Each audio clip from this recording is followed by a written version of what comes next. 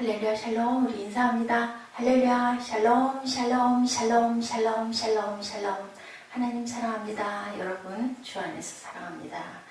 오늘 29장 신명기 29장 2절에서 6절 우리 합독했습니다. 깨달는 마음, 듣는 눈과 귀를 주옵소서. 우리들 깨닫는 마음과 보는 눈과 듣는 귀, 그 마음과 눈을 하나님께서 주셨습니다. 아멘. 그런데 오늘 본문에는 그런 눈과 깨달는 귀와 눈과 귀를 주지 않았다. 깨달는 마음을 주지 않았다라고 오늘 말씀합니다. 보니 호렙에서 이스라엘 자손과 세우신 언약 외에 호렙산 출애굽할 때 세우신 언약 외에 야훼께서 모세에게 명령하여 모압 땅에서 그들과 세우신 언약의 말씀은 이러하니라. 이제는 가나안에 들어가는 세대들, 젊은 세대들과 그리고 가나안에 들어가는 세대들에 대한 말씀을 하고 있죠. 1절 말씀에 잘 요약이 이렇게 되어 있습니다. 다시 말해 신명기 29장의 내용은 하나님께서 이스라엘 백성 가운데 가데스바네아에서 벌을 받을 때 20세 미만이었던 사람들과 광야에서 태어난 사람들, 젊은 세대예요. 출애굽할 때 당시에 그 전에 살면서 많은 재앙이나 이런 것들을 다 깨닫지 못하고 느끼지 못했던 사람들에 대한 그런 말씀입니다. 곧 그 큰 시험과 이적과 큰 기사를 내 눈으로 보았는데 깨달는 마음과 보는 눈과 듣는 귀는 오늘 야훼께서 너에게 주지 아니하셨느니라. 무슨 말씀일까요? 아직 너희들 그걸 깨닫지 못하고 있느냐라는 말씀입니다. 주께서 40년 동안 너희를 광야에서 인도하게 하셨거니와 너희 몸에 옷이 낡아지지 아니하였고 너희 발에 힘이 혀지지 아니하였으며 너희에게 떡도 먹지 못하며 포도주나 독주를 마시지 못하게 하셨음은 주는 너희의 하나님 야훼이신 줄을 알게 하려 하십니다. 이런 모든 것, 떡도 먹지 못하게 하고 포도주나 독주를 마시지 못하게 하였으면 내가 너희를 보호하고 내가 너희를 살려주는 전 존재 이런 것을 알게 하려 하심인데 너희는 아직도 그걸 깨닫지 못했구나 라는 말씀을 하고 있습니다. 40년 전에 그들의 부모가 호렙산 시내산에서 맺은 언약과 내용이 다르지 않죠. 같은 내용입니다. 그러므로 이것은 호렙산에서 맺은 언약을 모압에서 갱신한 것인데 내용은 거의 같다라는 겁니다. 오늘 본문에 만약 언약 당사자이신 하나님께서 역사적으로 무슨 은혜를 베풀어 주셨길래 언약 체결을 요구하시는가. 와 같은 역사적 아주 그 문을 여는 서문과 같다. 따라서 이 서문에는 하나님께서 이스라엘 백성들에게 이러저러한 은혜를 주셨고 그들의 이적과 기사를 목도했기 때문에 언약을 맺기 원하신다는 내용이 기록되어 있습니다. 그런데 모세는 참으로 낭망되는 해석, 4절의 해석이죠. 아까 우리가 한번 읽고 넘어간 부분. 그러나 깨닫는 마음과 보는 눈과 듣는 귀는 오늘까지 야훼께서 너에게 주시 아니하였다. 그것은 너희가 온전하게 깨닫지 못하고 있다는 그런 말씀입니다. 그것이 그 눈과 귀를 하나님이 안 주셨다는 게 아니라 그 마음을 깨닫지 못했기 때문에 너희들은 그걸 아직도 알지 못한다. 성령의 은혜를 주시는 건 하나님이 주시는 거죠. 근데 동일하게 다 주시지만 그것을 깨닫는 사람이 있고 깨닫지 못하는 사람이 있습니다. 성령을 받기도 하고 받지 못하기도 하는데 왜일까요? 사모하는 마음이 없기 때문입니다. 원하지 않기 때문에 하나님께서는 두들기고 찾고 부르고 찾는 자에게 문을 열어주신다고 하셨죠. 하나님의 말씀이 항상 모든 사람들에게 다 똑같이 주어지는데 거기서 깨닫는 자도 있고 깨닫지 못하는 자도 있는데 너희는 아직 그것을 깨닫지 못했다. 보기는 봤는데 듣기는 들었는데도 느끼고 깨닫지 못하고 그것을 아직도 모르고 있구나 라는 말씀입니다. 하나님께서 너희에게 큰 은혜와 이적과 기사를 보여주셨음에도 불구하고 모세가 이스라엘 백성에게 요구하고 있는 말씀은 어렵거나 이해할 수 없는 말씀이 아니죠. 신명기 30장 11, 13절을 통해서도 내가 오늘날 내게 명한 이 명령은 내게 어려운 것이 아니요 먼 것도 아니라 오직 그 말씀이 내게 힘이 가까워서 내 입에 있으면 내 마음에 있은즉 내가 이를 행할 수 있느니라. 할 수 있는 건데 너희들이 깨달지도 못하고 듣지도 못하고 느끼지도 못한다라는 말씀입니다. 우리가 축복받으면 살 수 있는 원리 뭐예요? 하나님 말씀대로 살면, 그죠? 깨달으면 그러면 축복받죠. 우리가 항상 그럼에도 불구하고 깨달은 마음이 없고 보는 눈이 없고 듣는 귀가 없다면 쉬운 진리도 알 수가 없고 볼 수도 없고 들을 수 없고 그 진리를 당연히 깨달은 마음이 없으니까 실천할 마음도 들지 않겠죠. 그래서 이와 같은 문제는 모세 시대만의 문제가 아니라 오늘도 마찬가지입니다. 오늘도 또한 이사야가 예언했던 시대에도 하나님께서는 동일한 말씀을 하고 계세요. 오늘도 은혜를 받는 사람이 똑같은 교회에 나와서 예배를 드려도 은혜를 받는 사람이 있고 몇십 년을 신앙생활을 하고 다녀도 특별한 은혜가 없는 사람도 있죠. 잠깐 나와가지고도 은혜 받고 펄펄 뛰고 눈물 줄줄 흘리고 새로운 인생을 사는 사람도 있습니다. 여호와께서 가라사대 가서 이 백성에게 이르기를 너희가 듣기는 들어도 깨닫지 못할 것이요 보기는 보아도 알지 못하리라. 이사야 6장 9절입니다. 동일한 문제가 예수님의 공생의 시대에도 지속되죠. 예수께서 마가복음 4장 11시절에 이르시되 하나님 나라의 비밀을 너에게는 주었으나 외인에게는 모든 것을 비유로 하나니 이는 저희로 보기는 보아도 알지 못하며 듣기는 들어도 깨닫지 못하게 하여 돌이켜 죄사함을 얻지 못하게 하려 함이라. 이게 무슨 말씀일까요? 언뜻 보면 정말 이해가 안 갑니다. 그러나 외인들이 돌이켜 죄사함을 받을까봐 구세주이신 예수께서는 사람들이 깨닫지 못하도록 비유로 말씀하셨다라는 내용입니다. 모든 사람에게 죄사함과 깨달음을 이런 부분을 보면 주시겠다고 말씀한 것은 아닌 것 같다. 아직 때가 이르지 않았기 때문이지 않을까요? 예수께서는 모든 사람에게 이렇게 준 것이 아니고 성경의 예수님 우리가 일반적으로 생각하는 예수님과 조금 다르기도 하다.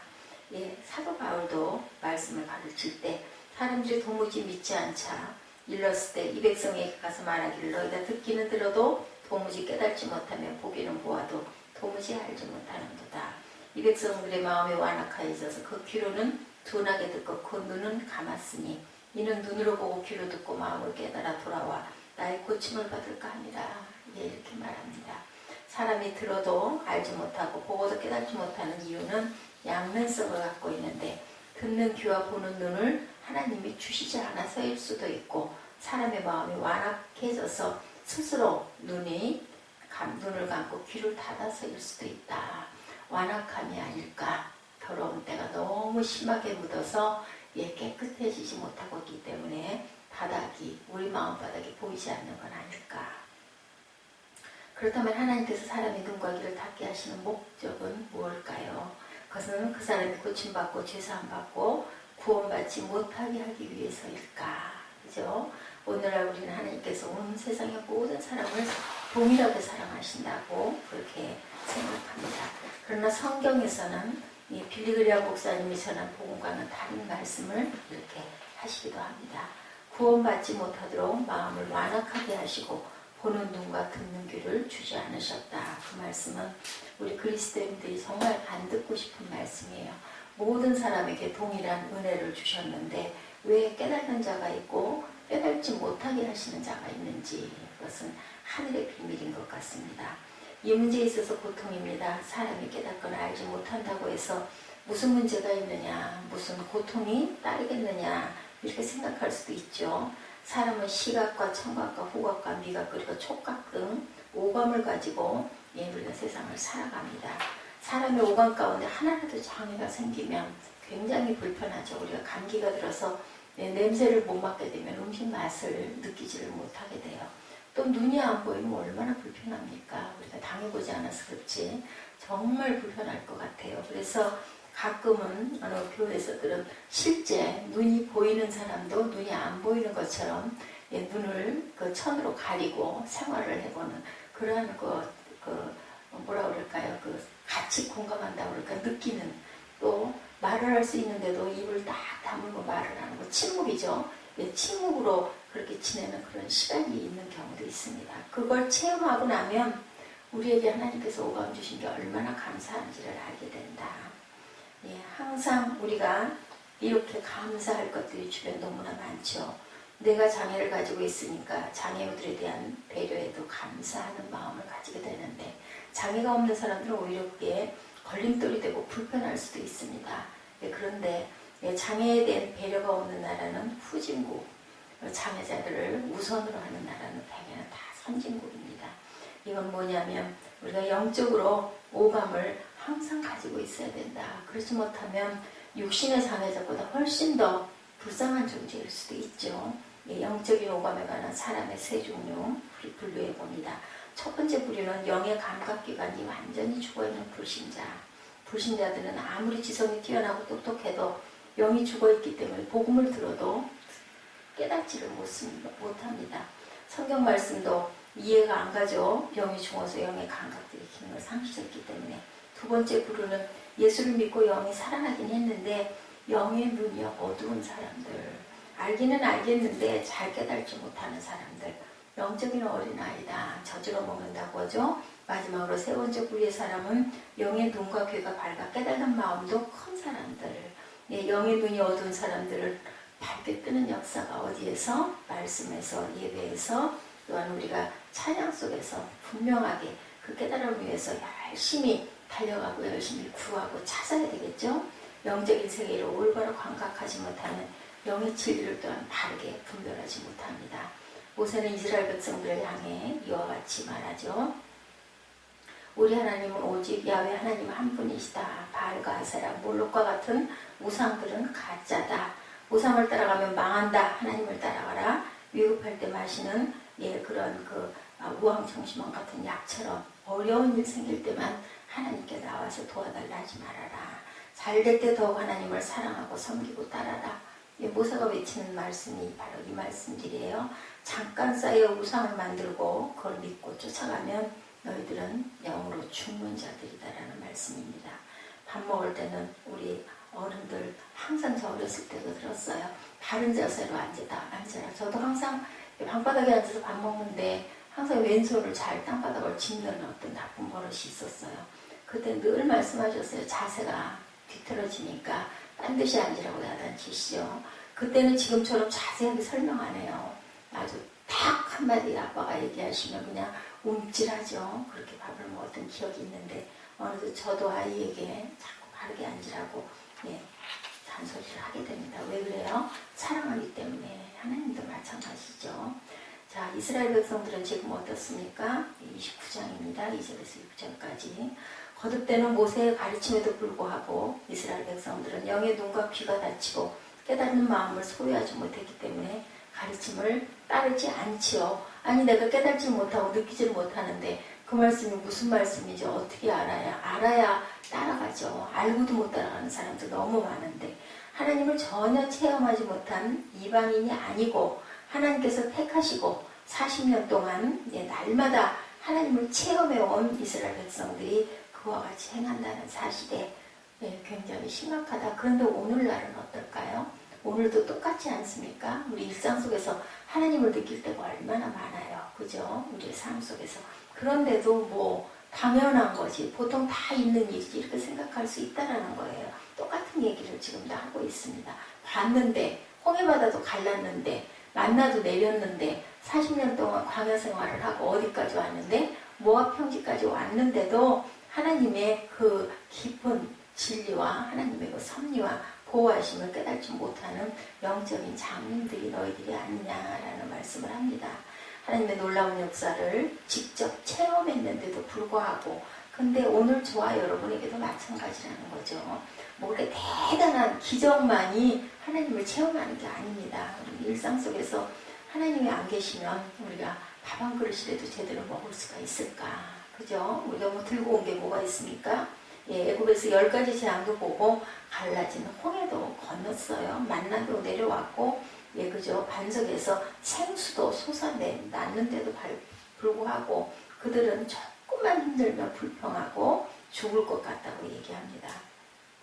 그들의 영적 감각기관이 죽어버렸기 때문에 모세가 지금 탄식을 하고 있는 거예요.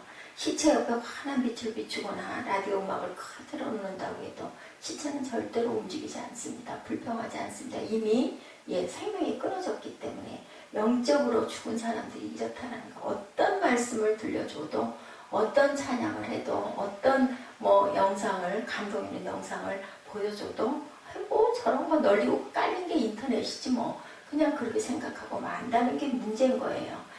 아무리 흔한 12번을 본 그런 영상을 봐도 눈물이 쏟아져야 돼요. 그래야 영이 살아있는 거거든요. 하나님께서 이스라엘 백성들에게 놀라운 빛을 이렇게 주셨는데 정말 영적으로 잠림이 돼서 눈이 감겼기 때문에 그 빛이 아무 소용이 없다. 이는 인간이 영적으로 타락했다는 사실을 단적으로 보여주고 있습니다. 성경의 가장 기본적인 진리는 인간의 전적인 타락입니다. 인간은 영적인 면에서 전적으로 무능하죠. 아무리 공부를 잘하고 사업을 잘 이끌어 나가고 정치적으로 출세를 했다 하더라도 하나님의 은혜가 아니고는 영적인 세계를 감각할 수가 없다. 이처럼 빛을 전혀 본 적이 없는 사람이 어둠을 택했다면 수긍이 가는데 이스라엘과 같이 큰 빛을 받고도 어둠을 택할 경우 그들의 영안이 정말 멀고 영적으로 죽게 되었다는 말 외에는 설명이 필요가 없죠. 그래서 우리는 하나님께서는 어떤 자를 저는 영적으로 무지합니다. 저는 죄인입니다. 누구처럼 세리처럼 그렇게 고백하는 자를 하나님께서는 그나마 은혜를 주신다라는 거죠. 하나님 앞에 겸손할 수 있는 자. 우리 마음에 교만해서 기도하지 않고 성경 읽지 않으면 우리 인생은 그만 꼬꾸라지고 맙니다. 모세가 이스라엘 백성들에게 가르치게 되었고 하는 진리는 절대로 복잡한 진리가 아니죠. 6절에 너희로 떡도 먹지 못하며 포도주나 독주를 마시지 못하게 하셨으면 주는 너희 하나님 야훼이신 줄을 알게 하려 하심이라. 그런즉 너희는 이 언약의 말씀을 지켜 행하라. 그러면 너희 하는 모든 일이 형통하리라. 9절에 선포하죠. 모세가 가르치고자 하는 것은 야훼 하나님만이 참신이라는 사실과 하나님의 말씀을 따라 살면 너희들이 절대로 죽지 않고 형통하게 잘 살 것이라는 말씀에 답을 다 주세요. 성경은 아주 정답지예요. 그죠? 세상에는 우리 어제 잠깐 안산홍 할머니 그런 경우 아주 기가 막힙니다. 안산홍 어머니 어머니 믿어야 천국 가는데 그 성경에 있는데 이렇게 아주 기가 막힌 소리를 어디가 하나님 어머니란 말이 어디가 있어요? 글쎄요. 저는 모르겠는데 어찌됐든 예수님도 왔다가 돌아가셨어도 하나님이시지 않냐고 이렇게 얘기를 하면서 그 안산홍이 죽었거든요. 부인이 지금 안산홍 어머니가 되어 있는데 그렇게 얘기를 해요. 안산홍이 하나님이라는 거죠. 문제가 심각합니다. 이렇게 정말 이 우상, 악신, 귀신 오직 하나님은 한 분이시라는 거. 말을 섞을 필요도 없어요. 저는 그냥 고함이 쳐져가지고 소리를 버럭버럭 질러서 2층에 있는 미용실에서 눈이 둥그레가지고 내다보더라고요.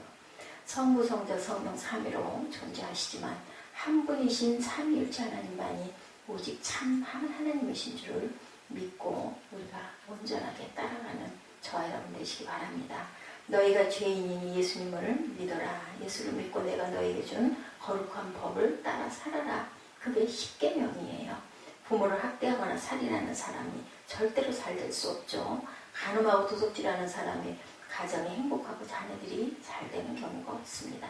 하나님께서는 너무나 분명하고 쉬운 원리를 우리에게 가르쳐서 어려운 얘기, 알아들을 수 없는 말을 이상하게 횡설수설 꽈서 하는 건 전부 다 이단이다. 하나님 말씀은 쉬워요. 들으면 금방 느껴집니다. 성령의 소리를 듣지 못하면 악령의 소리를 귀를 기울이죠. 솔깃하죠. 어디가 전보로 가자 못 따라가는 그런 인물들, 그런 단체들 결국은 파멸과 저주뿐입니다. 그래서 우리는 영적 감각기관의 소생을 항상 사모해야 되겠죠. 우리가 어떻게 영의 뜰 수 있을까? 요한복음 9장에 예수께서 소경원의 눈을 뜨게 한 기적이 기록되어 있습니다.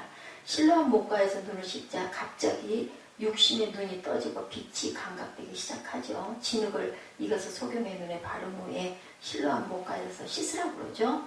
이렇게 소경되었던 사람이 깨달은 마음은 다음과 같이 말합니다. 창세 이후에 소경으로 난 자의 눈을 뜨게 하였다함을 듣지 못하였으니 이 사람이 하나님께로부터 오지 아니하였으면 아무 일도 할 수 없으리라. 그렇게 고백합니다. 하나님이 아니면 어떻게 눈을 진흙을 이겨서 눈에 발랐는데 눈이 뜨이냐 이거죠. 소경의 고백을 들은 바리새인들은 소경된 자기 자신들을 가르치려 한다며 도리어 눈뜨니를 꾸짖고 그리고 예수님을 죽이려고 하죠. 그래서 예수께서 말씀합니다. 내가 심판하러 이 세상에 왔으니 보지 못하는 자들은 보게 되고 보는 자들은 소경되게 함이라. 누구에게? 이게 바리새인들에게 하는 얘기예요. 바리새인들은 스스로 눈을 떠서 구원받고 축복받을 수 있다는 태도로 예수께 맞서고 있지만 예수께서는 오히려 그들의 눈이 감긴 사실을 지적합니다. 육의 눈이 감긴 자는 내가 눈을 뜨게 해서 영으로 깨닫죠. 눈을 떴으니까 이 사람은 하나님이 보낸 사람이다 라고 생각을 하는데 바리새인들은 오히려 눈뜬 자를 아주 몰아붙이는 그 말을 하니 너희 눈은 감겼다라는 말씀을 거꾸로 하는 거죠. 하나님은 온 세상의 모든 사람의 눈을 뜨게 하시지는 않았다. 이렇게 버릴 자식이 분명하게 있다라는 것. 그렇다면 우리는 얼마나 감사할까요? 이 바리새인 같은 자, 이런 자는 결국은 구원받지 못한다라는 말씀을 하고 있습니다. 아무리 은혜가 임한다 해도 눈과 귀가 닫힌 사람들은 은혜를 받을 수가 없다. 그래서 알코올 중독자에게 물어보면 자기는 절대로 알코올 중독에 걸리지 않았다고 얘기한다죠. 그래서 알코올 중독을 그걸 고치는 방법 중에 제일 첫 번째는 나는 알코올 중독자다. 시인을 하게 한다고 합니다. 그게 첫 단계라고 하죠. 도둑질한 사람에게 물어봐도 나는 도둑이 아니다. 그럴 수밖에 없어서 내가 이런 거지. 너희들은 뭐 도둑질 안 했냐? 이렇게 얘기하죠. 자기가 한 것을 깨닫지 못하는 자가 결국은 구원받지 못하는 자다. 나는 잘못했다라고 시인하면 그러면 걔는 고칠 수가 있어요. 어제 제가 학교 갔을 때 아이들을 보니까 아이들이 아주 밝더라고요. 밝고 뭐 나는 이래서 그랬는데요. 제가 먼저 저 이랬어요. 소리 전혀 안 하더라고요. 잘못했다고. 그러면 되겠니? 아니라고. 서로 사과하라는 거. 얼른 사과를 두 아이들이 다 하는 걸 보면서 참 아이들이 정말 희망적이고 바르고 너무 이쁘더라고요. 그래서 안고 기도를 해줬습니다. 하나님의 성령의 은혜가 우리의 영성을 늘 깨우쳐야 되고 그걸 깨달을 수 있는 저와 여러분은 하나님의 귀한 은혜 안에 하나님께서 우리를 구원하시기 위한 그러한 자들이라는 거. 본문에는 그것을 깨달지도 느끼지도 못하는 자들이 분명히 있다. 성경에도 이런 기록이 있다는 거예요. 뭐라 그러세요? 요한복음 10장 17절이죠. 내 양은 내 음성을 들으며 나는 저희를 알며 저희는 나를 따르느니라. 예수님은 염소를 위해서 오신 게 아니라 양들을 위해서 오셨다라는 것. 그죠? 못 보면서도 본다고 하는 바리새인들과 같은 태도를 가진 사람들을 구원하시는 것이 아니라 보지 못하고 자기의 모습을 겸손하고 고백하고 불쌍히 여겨달라고 손을 내밀고 하나님을 바라보는 자를 하나님께서는 구원해 주시러 오셨다는 것을 우리가 깨닫고 하나님께서 저와 여러분을 이렇게 사랑하심을 오늘도 자긍심을 가지고 하루를 힘차게 승리하고 나가시기를 주님의 이름으로 축복합니다. 오늘 신명 29장 2절에서 6절 우리 함께 합독하시고 기도하는 시간 갖도록 합니다.